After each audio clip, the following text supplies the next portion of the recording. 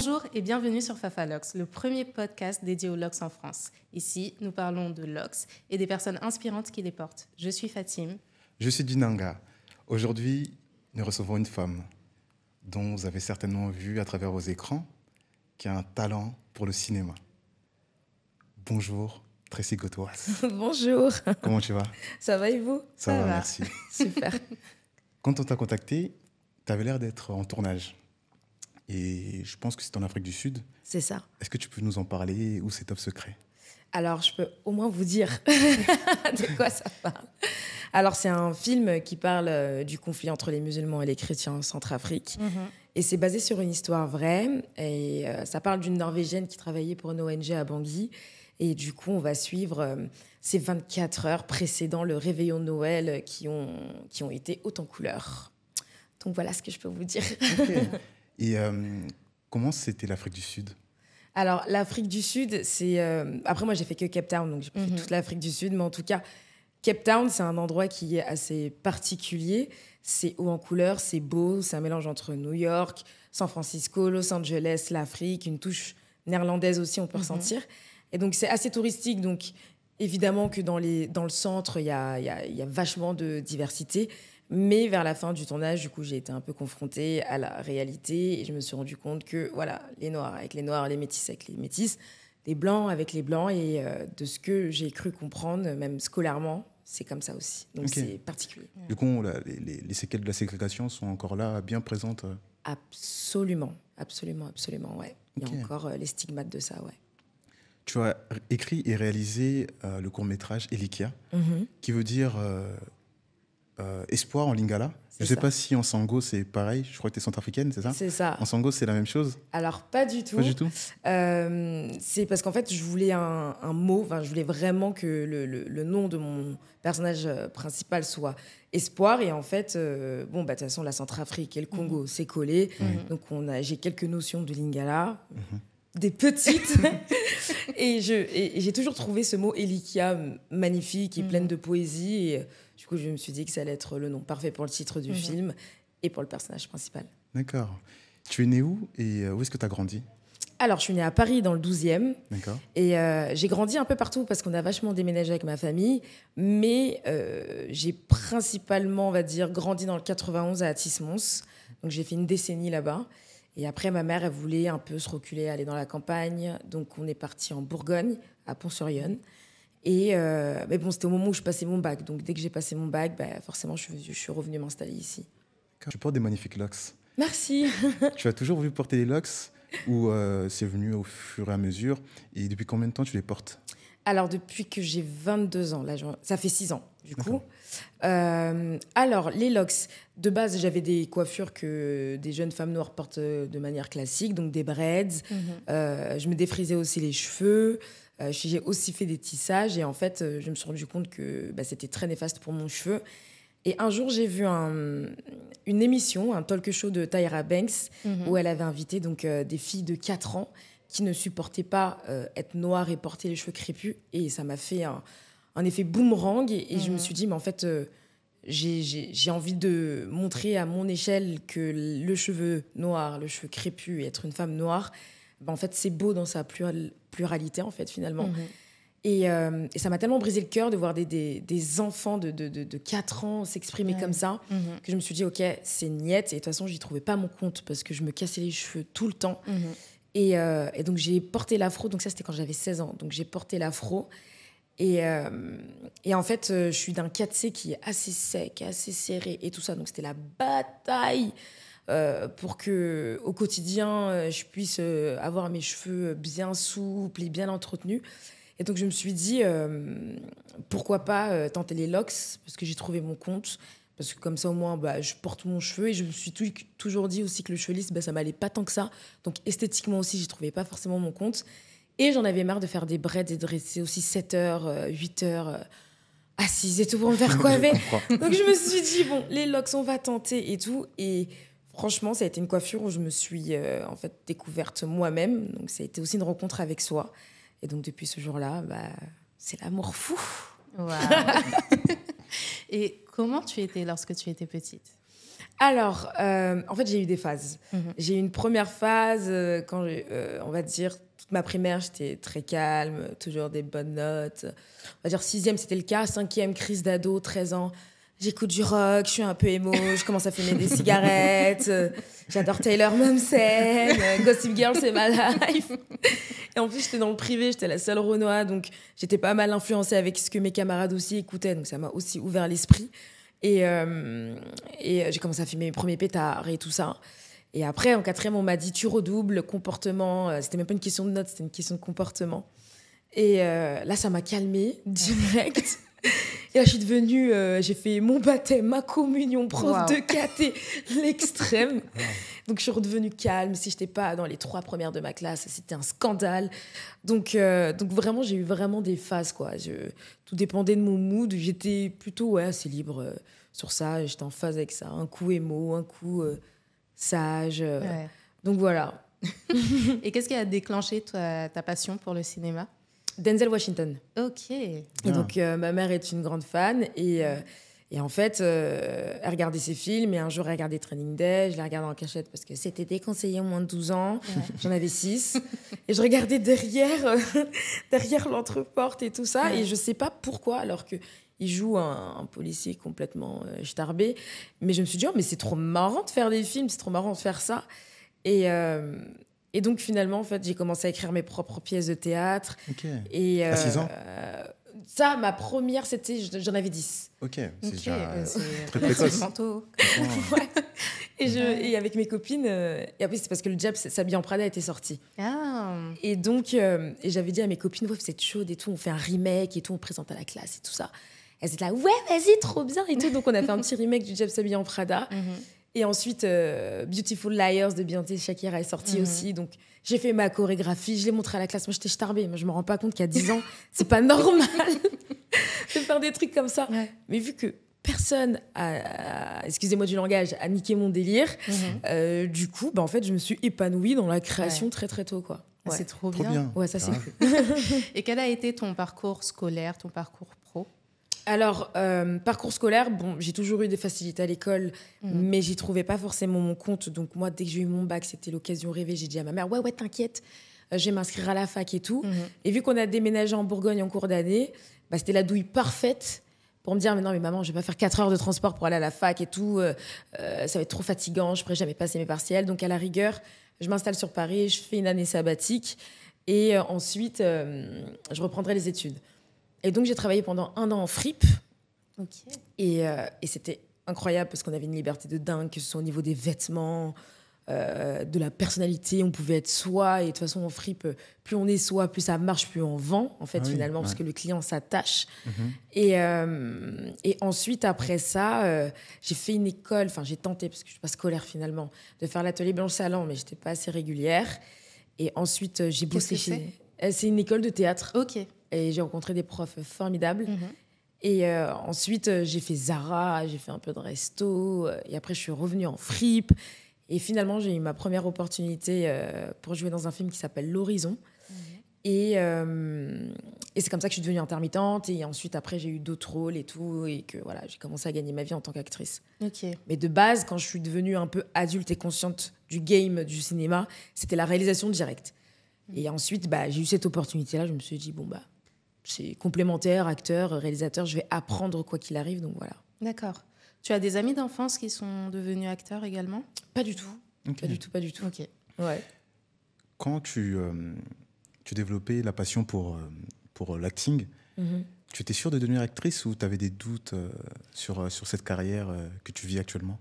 Quand on est enfant, j'ai toujours été une grande rêveuse. Et quand on est enfant, évidemment, on a l'impression que le seul métier dans le cinéma, c'est être acteur. Et donc, c'est vrai que dans ma tête, moi, à 25 ans, je suis oscarisée. Je donne la réplique à Brad Pitt, Denzel, machin. Genre, moi, dans ma tête, c'était ça, en fait. Genre, vraiment, j'étais là, pourquoi pas ? Et vu que ma mère m'a jamais réfréné là-dedans, elle s'était dit, c'est ce qu'elle aime pour l'instant, on va la suivre là. Mais bon, après, il y a quand même eu le truc de, mais fais quand même des études à côté, sait-on jamais, parce que c'est pas sûr. Et c'est quand j'ai réalisé Elika, justement, qu'elle m'a dit, tu sais quoi, je te fais confiance, mais promets-moi d'y aller à fond. Ouais. Et c'est ce que j'ai fait. Donc.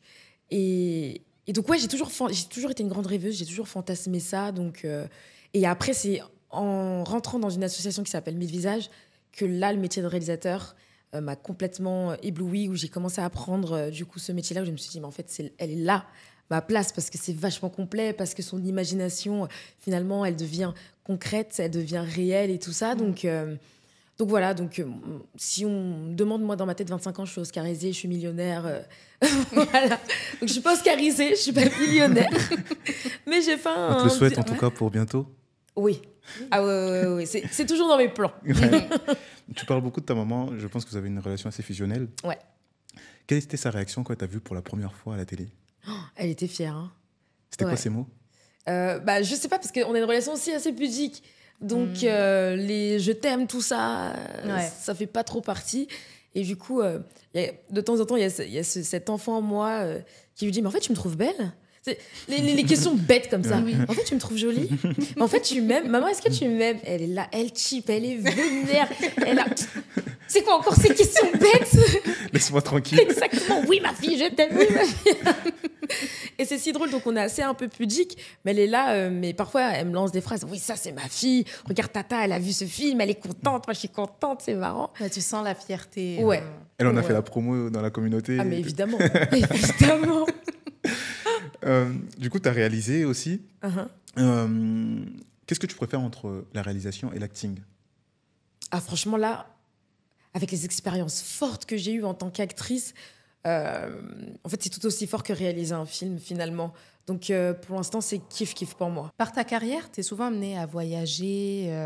Je suppose que les tournages peuvent être plus ou moins longs. Mm-hmm. Comment tu arrives à trouver un équilibre entre ta vie perso, ta vie pro, ta vie de famille? Alors, pour le coup, c'est en cours. Mm-hmm. Moi, je suis une grande dormeuse. Je suis née à 13h, donc le matin. Okay. Donc, je pense que quand on taffe, on n'a pas le choix. Que de se réveiller tôt. Donc, je pense que pour l'instant, mon équilibre, c'est surtout, je fais à fond ce que j'ai à faire. Mm-hmm. Et après, je dors un maximum. Donc, c'est-à-dire que en fait, mes batteries sociales, elles sont complètement épuisées. Donc, en général, je passe un bon mois où juste je dors, je regarde sous le soleil, des trucs comme ça. Ouais. Et parfois, je vois mes potes. Mais même mes potes, quand je viens toujours de sortir de plateau, en général, j'attends un petit peu de temps avant de les voir, ou même ma famille, parce que j'ai vraiment besoin de me retrouver, en fait, et de recharger les batteries. Et même mon agent me pousse vachement à aller en voyage, à couper un petit peu et tout ça.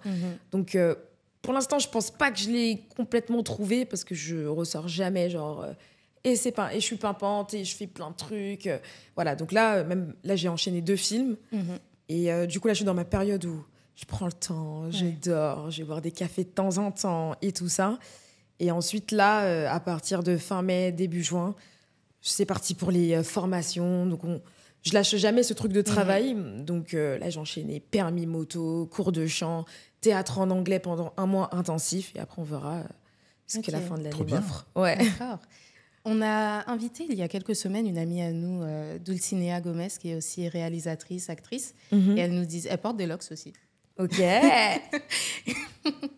Et elle nous disait que les locks, c'était une force pour elle, parce que ça la rendait unique, en fait, dans l'industrie, entre guillemets.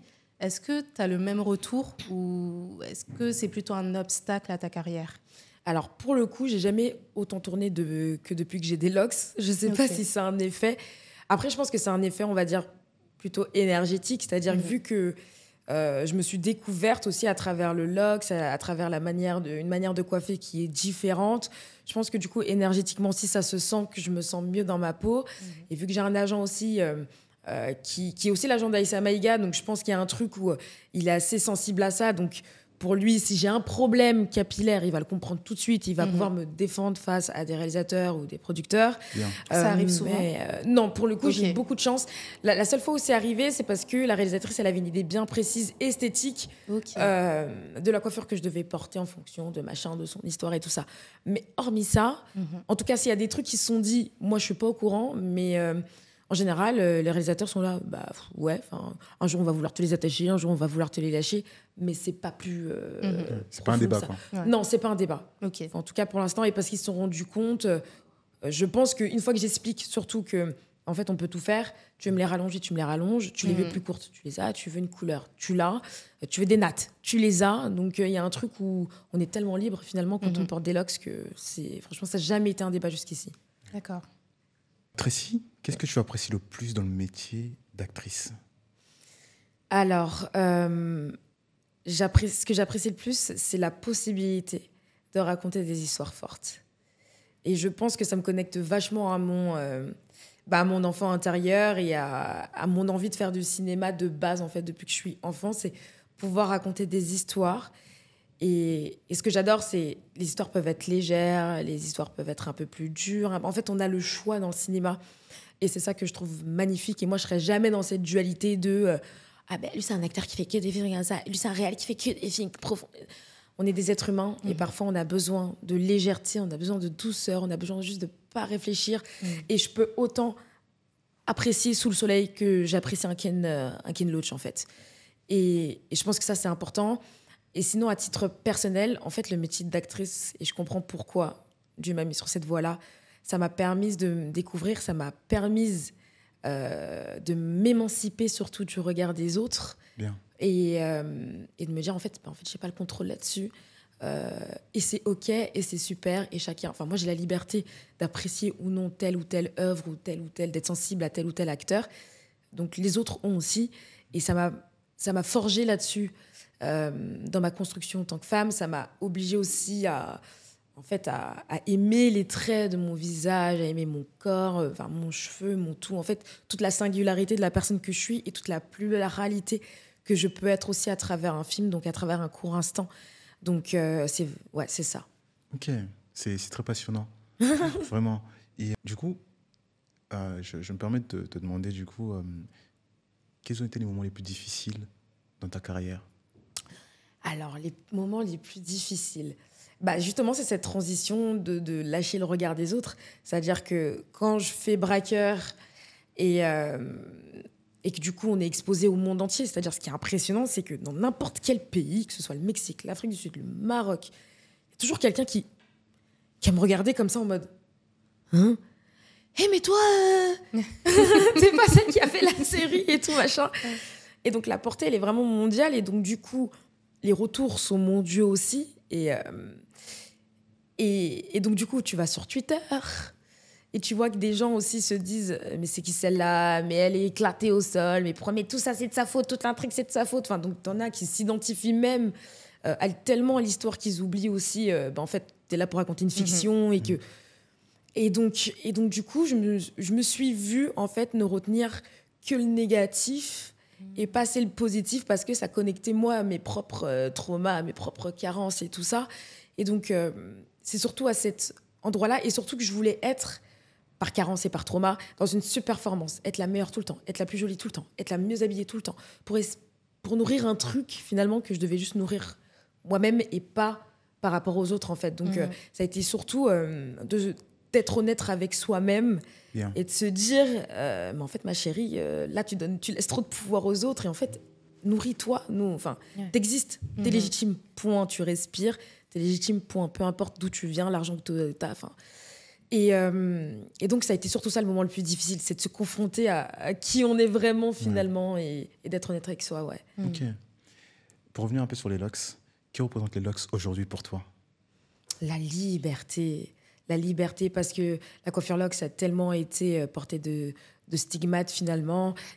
Et même quand on en fait, on se dit « Ouais, mais est-ce qu'on est légitime ? Mais je suis pas rasta, mais je suis pas machin, mais je suis pas ceci, cela. » Alors que finalement, c'est une coiffure qui est portée depuis des siècles et des siècles. Depuis l'Antiquité. Depuis l'Antiquité, exactement. Et c'est porté par des peuples qui sont tellement différents, qui ont une spiritualité tellement différente et une culture tellement différente.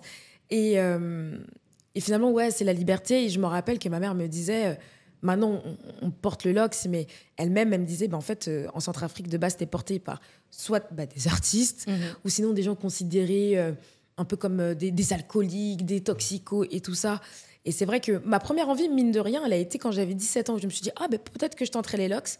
J'en ai parlé à ma mère et elle me disait, mais non, mais fais pas ça, nanani, nanana. Et au final, toute la famille est locksée. Bravo. Et donc, et on a des locks différentes. Elle a vraiment des micros... non, sister locks, c'est ça qu'on dit. Elle a des sister locks. Mon frère, elles sont un peu plus grosses, donc c'est beau. Et donc, ouais, je dirais c'est la liberté, quoi. Ok. Quel départ tu as fait? J'ai fait un au crochet, donc un truc un peu instantané. D'accord. Voilà. Et est-ce que tu as une routine particulière pour tes locks? J'essaye de la trouver. Donc là, j'ai mon sérum quotidien et mon shampoing, ça vient de la même marque du coup.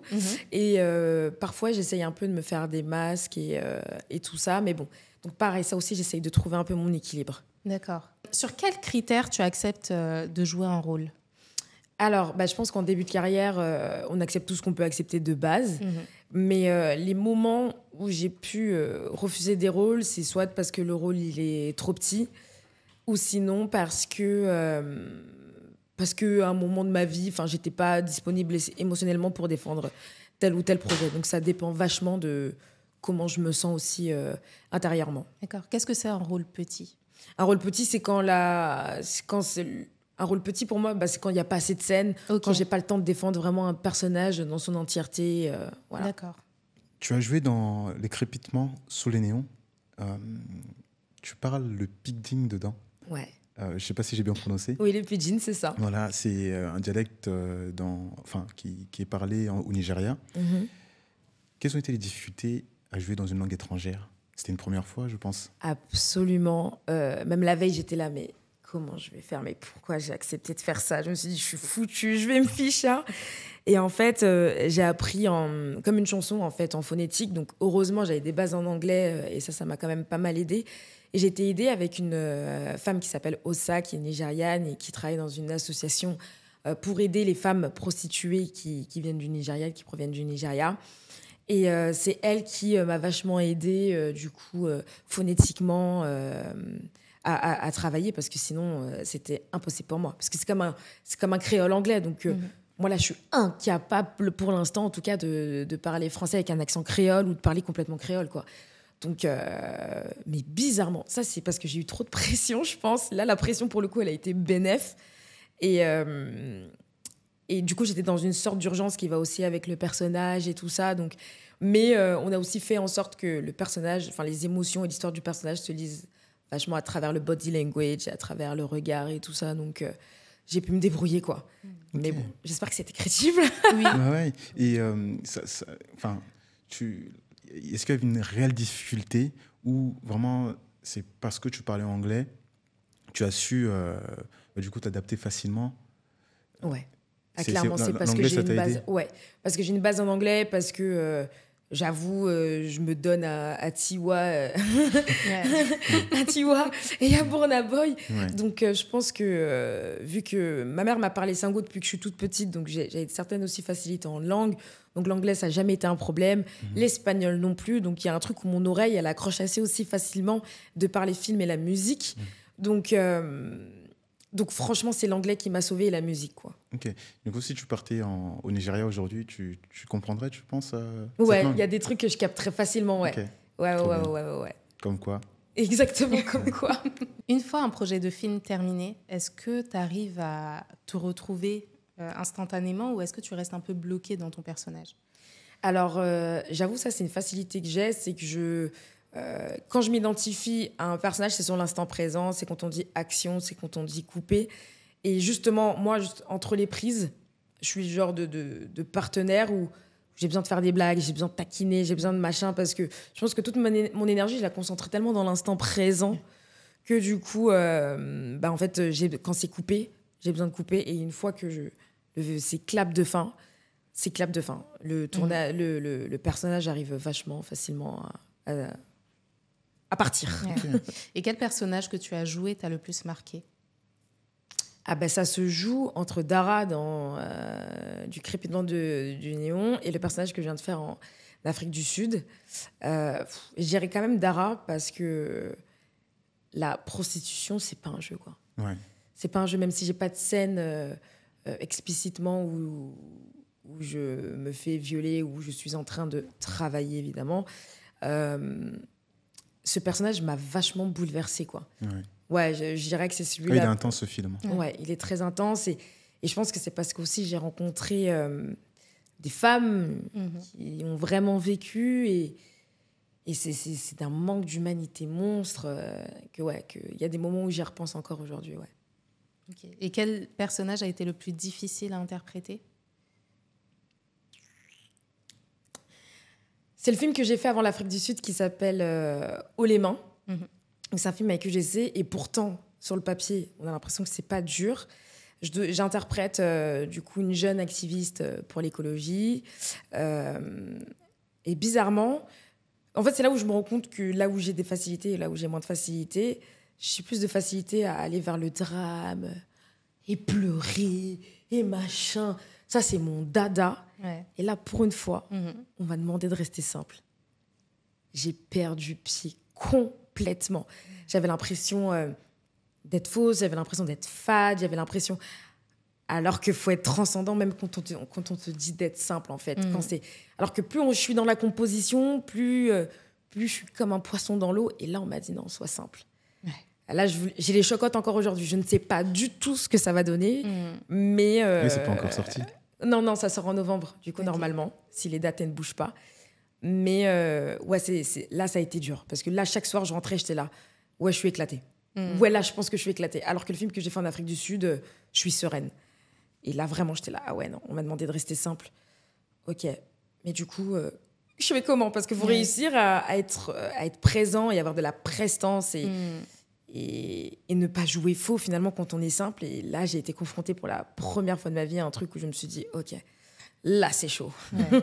Merci à vous de nous écouter, de nous regarder aussi sur YouTube. N'hésitez pas à mettre des likes, à commenter, à partager l'épisode, à activer la cloche pour être mis au courant de la sortie des prochains épisodes. N'hésitez pas non plus à nous suivre sur les réseaux sociaux, fafa.log sur Instagram et TikTok.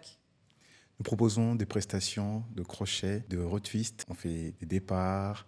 On forme également, si tu souhaites te former pour devenir loxicien ou bien de t'occuper de tes propres cheveux.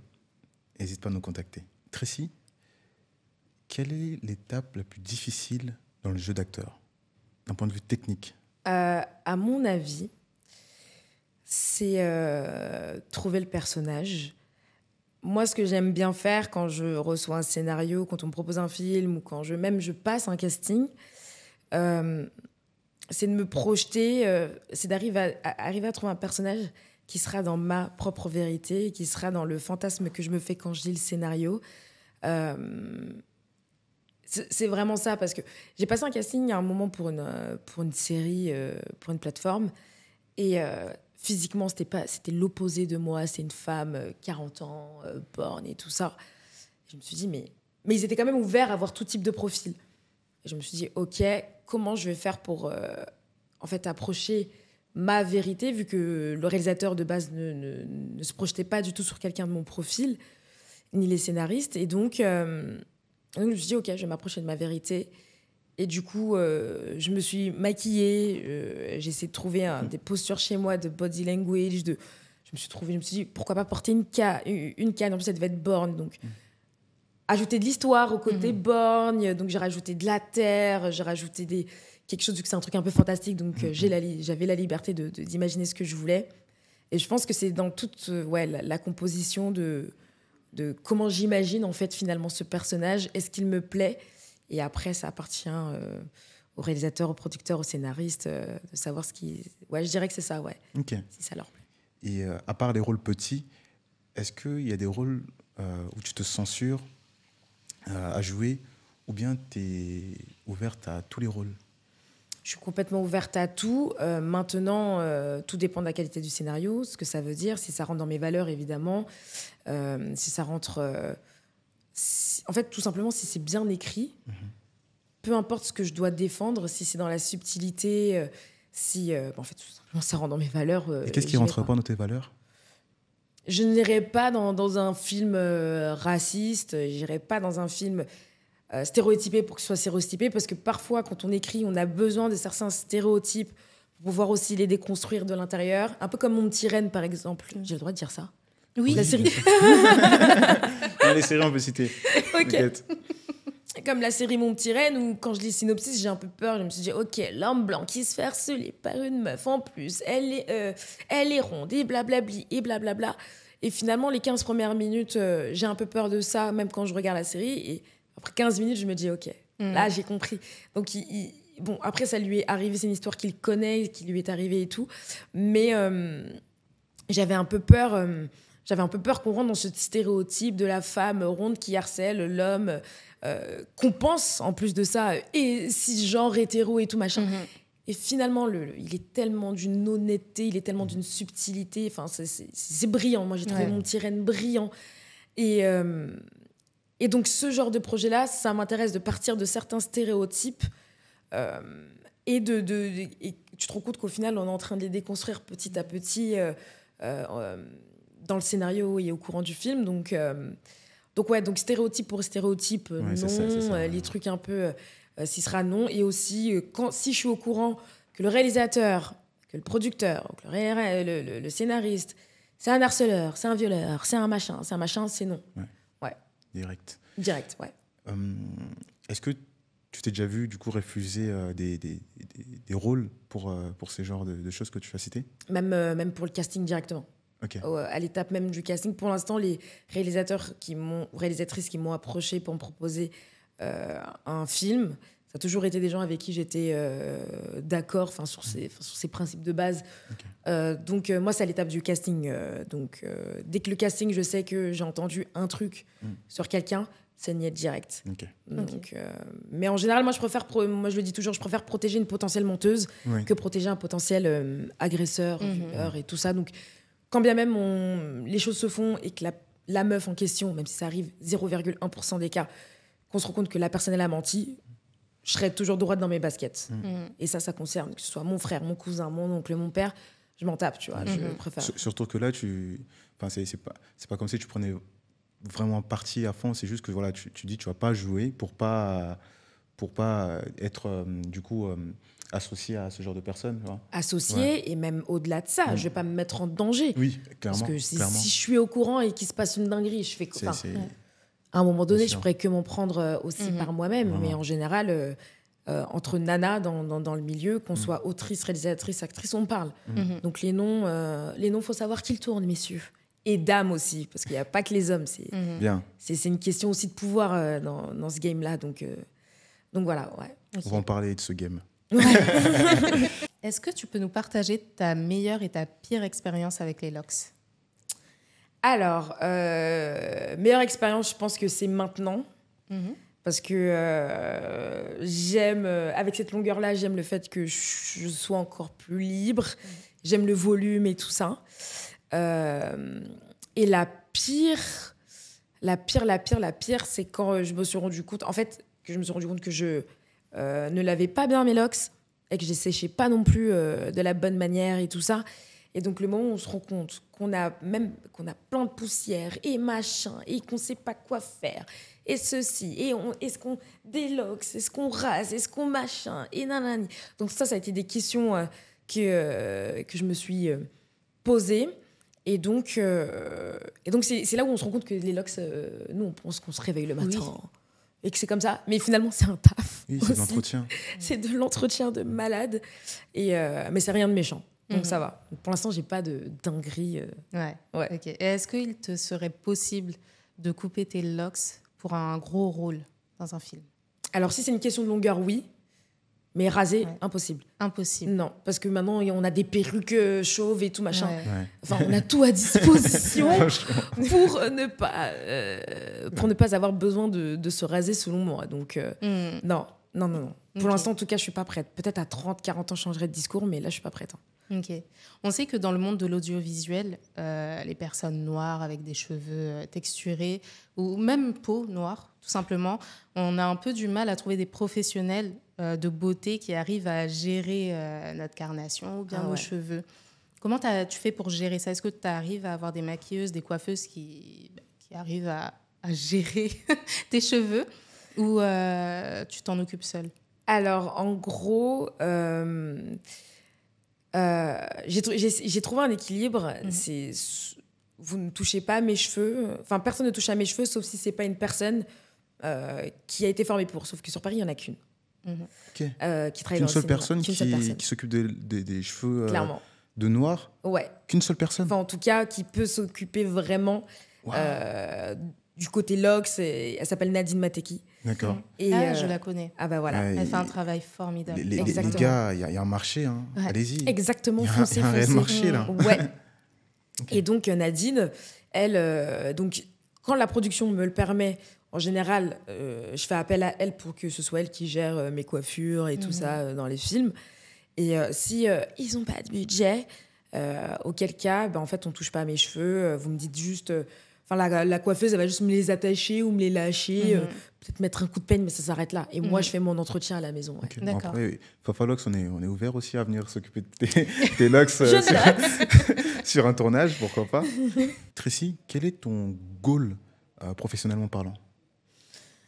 Alors, en fait, j'ai envie de m'épanouir, j'ai envie d'être libre dans ce métier-là, c'est-à-dire que j'ai envie d'avoir la capacité de me dire, j'ai envie de faire tel type de film, réaliser tel type de film. J'ai pas envie d'être dans ce stress constant de est-ce que ce film va se faire, est-ce que je vais avoir les financements. En fait, j'ai envie d'avoir un minimum de liberté pour aussi m'asseoir financièrement et de me dire, bon, j'ai le temps de préparer tel rôle parce que j'ai pu coffrer, parce que j'ai fait tel film avant. Enfin, j'ai envie d'être libre, que ce soit financièrement ou en termes de projet, quoi. Et j'ai envie de faire le plus de rôles différents possible. Ok. Vu que tu parles de finances, j'en profite pour te poser la question. Combien on est payé quand on est acteur? Alors, tout dépend du film, du budget du film, D'accord. de la notoriété. Et donc, le minimum syndical, il me semble que c'est 300 jours pour un film, on va dire, avec un minimum de 1,5 million de budget. C'est 300 jours pour vraiment quelqu'un qui est débutant, qui n'a rien fait et tout ça. Mais après, plus le budget du film est grand, plus on peut négocier un plus haut salaire. Mais après, tout dépend aussi avec qui on tourne. Si on a des grosses figures du cinéma, en général, ils prennent une bonne partie des salaires, donc on ne peut pas non plus négocier des masses. Enfin, c'est un mélange de plein de trucs. D'accord, ok. Et si tu n'étais pas dans le cinéma, dans quel domaine tu serais? Je pense que je serais prof d'anglais. C'est vrai? Ouais. Je pense que je serais prof d'anglais. T'aimes beaucoup l'anglais? Ouais. Pour J'aime quelle bien parler. C'est la troisième langue dans laquelle j'ai baigné. J'ai toujours été passionnée de musique aussi. Donc, Alicia Keys et 50 Cent m'ont appris aussi à parler anglais. Et je suis quelqu'un d'assez pédagogue. J'adore transmettre aussi. Donc, il y a un truc où je me dis que transmettre l'anglais, c'est fun. C'est une matière dans laquelle on peut s'épanouir et que ce soit un peu plus léger. Et en même temps, tu apprends vachement. Et moi, en anglais, quand j'avais cours d'anglais, c'était toujours le bonheur parce qu'on regardait des films, on faisait des débats sur les films. Et en même temps, on approfondit notre vocabulaire. Et j'ai eu des profs tellement passionnants aussi que j'aurais adoré. Mais je leur ai fait écouter tellement de musique. De Kendrick Lamar. Je leur ai fait apprendre du Kendrick Lamar par cœur. Ils auraient trop kiffé. J'aurais trop kiffé être prof d'anglais. C'est pas trop tard, ceci C'est étant pas dit. trop tard. Bah oui, Ouais. carrément. Ouais. Et quelle est ta plus grande crainte sur un tournage? Ou ta plus grande appréhension avant de tourner? Que j'arrive pas à rentrer dans le personnage et que je perde le personnage même en cours de film, que je me dis, mais en fait, que d'un coup, le personnage en fait disparaisse, quoi. Ouais, c'est ma plus grande angoisse. Ça t'est déjà arrivé? Pour l'instant, non. Ok. Mais je sais pas pourquoi. On touche du bois. Ouais, on touche du bois. Et j'ai regardé le film Sage Homme. Mhm. Donc, tu y joues un rôle Ouais. fort. Ouais. Et il y a des scènes, enfin, quand je regarde aussi les interviews de différents acteurs et tout ça, ce qui revient souvent, c'est que c'est compliqué. Toutes les scènes d'amour, les scènes nues, etc. C'est un peu difficile, c'est un peu le plus difficile dans ce métier. Et quel est ton retour sur ça? Après, moi, je suis pas du tout quelqu'un de pudique. Donc, il y a un truc où j'ai un rapport... Enfin, dans ma tête, je suis là, bon, bah, tout le monde a déjà vu des corps humains à poil. Donc, je suis pas déjà... Ouais, personnellement, déjà, je suis pas pudique. Ensuite, en général, ces scènes, elles sont tournées en petits comités. Et le secret, je pense aussi, c'est d'avoir des bons partenaires. Là, Melvin, lui, c'est le partenaire parfait. C'est mon rêve de ouf. On a tellement rigolé que... en fait, ça a désamorcé tout type de scène. Et en fait, il y a aussi jamais eu une certaine ambiguïté entre lui et moi. Donc, il y avait un truc où c'était plus une chorégraphie qu'autre chose. Braqueur, c'était la même chose. Donc, pour l'instant, et je suis tombée aussi avec des metteurs en scène qui étaient très respectueux de l'intimité, du corps et tout. Donc, moi, ça me met en confiance facilement. Mais c'est parce que aussi, de base, je suis pas du tout pudique. Et c'est au contraire mes agents qui me calment. Parce que moi, ça dépendrait que de moi. Mes fesses, elles seraient partout. Je serais des trucs artistiques et tout, machin. C'est plutôt eux qui sont là. Moi, des fois, je stresse, c'est bon, doucement, on a compris. Le côté sulfureux, je sais pas quoi. Viens, tu mets un tailleur. Et parce que, parce que j'ai toujours été très à l'aise aussi avec ça. Donc, je sais pas, je tiens ça de qui. Parce qu'en fait, tout est pudique dans ma famille aussi. Donc, ma mère, elle, c'est les jupes, c'est là. Enfin, tu vois, genre, il y a un truc. Mes frères aussi sont assez. Personne n'est impudique chez moi. Je suis la seule impudique.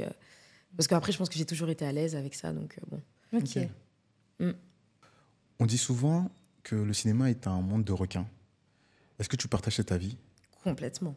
Ok. Mais il faut être solide sur ses appuis. Si on veut de la longévité, en tout cas, on peut avoir un coup de chance et une opportunité comme ça, rencontrer la bonne personne au bon moment. Mais la longévité, c'est pas de la chance. La longévité, c'est la confiance en soi, c'est l'intégrité, parce que c'est tellement un business où il y a de l'oseille que les gens sont prêts à tout. Il y a de l'oseille, il y a de la fame. C'est pas comme la finance où il y a que de l'oseille et les gens sont pas très connus, et ils sont dans une certaine anonymat. Là, il y a la fame qui est en jeu, donc ça décuple les traumas des gens. Est-ce que tu as des anecdotes à nous partager? Ah bah parce que de toute façon, je pense que c'est des anecdotes que tout le monde pourra vous raconter, des gens qui, au final, on les a vus très très haut, mais intérieurement, ils sont déglingués parce qu'ils n'ont pas forcément fait les bons choix, parce que les choix sont orientés, parce qu'il y a beaucoup de drogue, il y a beaucoup d'alcool dans le milieu. Et surtout qu'en plus, la drogue et l'alcool, c'est aussi un moyen de sociabilité. Donc, à partir du moment où c'est ça, la vraie sociabilité, elle n'existe pas. Donc et surtout que c'est la guerre, parce que tout le monde se met en compétition aussi avec tout le monde. Ouais. Et c'est le système qui est créé comme ça. Même si on a beau être différent, et là je parle en tant que femme noire, les femmes noires de ma génération avec qui je peux potentiellement passer les mêmes castings, on n'a strictement rien à voir les unes des autres, on dégage des choses qui sont complètement différentes, on a des poésies qui nous sont propres, qui sont complètement différentes, mais il y a un truc où je pense que c'est la même chose pour les femmes blanches et pour les hommes blancs ou que sais-je. On est toujours mis, il suffit qu'on ait à peu près la même carnation de peau. On est tous en compétition les uns les autres. Voilà. Après, moi, j'ai réalisé que des courts-métrages, donc je n'ai pas le recul pour ce que c'est en tant que réalisateur ou en tant qu'auteur. Mais en tout cas, en tant qu'acteur, ouais, c'est que de la compétition. En fait, c'est une guerre d'ego. Donc, si l'ego, il n'est pas solide et au bon endroit, le milieu, ça va te déglinguer, c'est sûr. Ok. Tu dis que toute ta famille est loxée aujourd'hui. Je pense que tu étais la première à te loxer. C'était bien reçu quand tu t'es loxée? Ah ouais. Okay. Ouais, ça peut être un débat, même parmi mes proches. Ça n'a pas été... ça peut être un débat, ouais. Ok, trop bien. Quel est ton acteur préféré? Je crois que tu nous as dit... Denzel, Okay. Mais il y en a tellement. J'adore Javier Bardem, par exemple. En fait, il y en a tellement, parce qu'ils sont tellement singuliers, qu'ils apportent tellement quelque chose qui leur est propre dans les films, que je pourrais pas... je pourrais vous dire un panel d'acteurs que j'aime énormément, mais vous dire un seul acteur qui condense tout, c'est pas possible. Ok. Quel est ton film préféré? Mais ça, c'est pas possible. Ça, c'est pas possible. Il y a tellement de films que j'adore aussi. Si tu devais en choisir un seul. Franchement, là, je vais vous citer que des... J'adore Freaks. C'est un film des fin des années 20 qui m'a bouleversée. Ça parle de quoi? Ça parle en gros... c'est dans le milieu du cirque. Et du coup, on suit un peu le quotidien de tous ces êtres humains qu'on considère comme des freaks parce qu'ils ont des particularités physiques. J'en ai entendu parler. Il est incroyable. Des particularités physiques, du coup, de notre prisme à nous. Du coup, on suit leur quotidien, on suit leurs histoires d'amour. En fait, ce film a rendu tellement d'humanité à des gens qu'on a juste mis comme ça dans le cirque, qu'on a sous-payé, dont on s'est servi. En fait, on a rendu humain dans ce film-là ce que l'être humain est censé humaniser. Ben là, on se rend compte que finalement, on déshumanise complètement. Et là, on leur a rendu complètement leur place d'humanité. High School Musical fait aussi partie de mes films préférés. J'adore ce film. C'est ce film-là qui m'a donné envie de faire de la comédie musicale, qui m'a encore beaucoup plus connectée à mon rapport à la musique. Training Day est un film que j'adore aussi. Enfin, il y en a tellement. Il y en a tellement. Ok. Il y en a trop. J'ai adoré Mon Roi de Mai Wen, il y en a trop. Tout à l'heure, tu disais que interpréter un personnage qui est très dramatique, c'est un peu ta zone de confort. Si aujourd'hui, je devais réaliser un film dans ce thème-là, très dramatique, et tu dois choisir 3 acteurs, t'appellerais qui? Dans le monde entier? Oui, dans le monde entier. Je prendrais Emmanuel Berco. Je prendrais Javier Bardem. Putain, que 3. Ouais. Et je prendrais Omar Sy. Trop bien. Parce que vraiment, dans Tirailleurs... Il est énorme, hein. Ouais. Waouh. Waouh. J'étais là, ok, tonton. Genre, vraiment, j'ai pris une belle leçon de jeu. Tout était dramatique. Vraiment, c'est là où j'ai compris vraiment la puissance de cet acteur. C'est dans Tirailleurs, ouais. Quelle série est-ce que tu consommes en ce moment? Alors, vu que je sors de plateau, j'ai besoin de choses très légères ou que j'ai déjà vues. Mais en tout cas, la dernière série que j'ai vraiment consommée, c'est Mon Petit Reine. Je pense que je vais regarder Fiasco dès que je rentre. Ouais. Je vais commencer Fiasco. C'est sorti aujourd'hui. Ouais, exactement. J'ai vu. Donc, je pense que je vais regarder Fiasco. Mais sinon, là, je suis sûre... je recommence Shameless, que j'adore. Ok. Ouais. Ok. Version américaine. Si tu devais jouer dans un biopic le rôle principal d'une personnalité, d'un personnage historique ou une célébrité, peu importe, qui est-ce que tu aimerais interpréter? Viola Davis. Ah Ouais. Ça tirait bien en plus. Grave. Vous avez un peu des airs un petit peu. Grave. Viola Davis. En fait, il y a 3. Viola Davis, Lupita Nyong'o et Tracy Chapman. Ah ouais. C'est toi. Ouais, franchement, tu les interpréteras à merveille, je pense. J'espère. Tu penses garder les locks toute ta vie? Oui. Ah ouais? Ah oui. Ah oui, là, mais pour aller où? Donc, je pense que si je dois me reluxer, c'est vraiment que j'ai envie de faire un autre type de locks. Et je pense que ce serait les sister locks. Ok. Si je dois vraiment changer, ce serait un autre type de locks, ouais. Ok. Et à ce jour, quelle est ta plus grande fierté?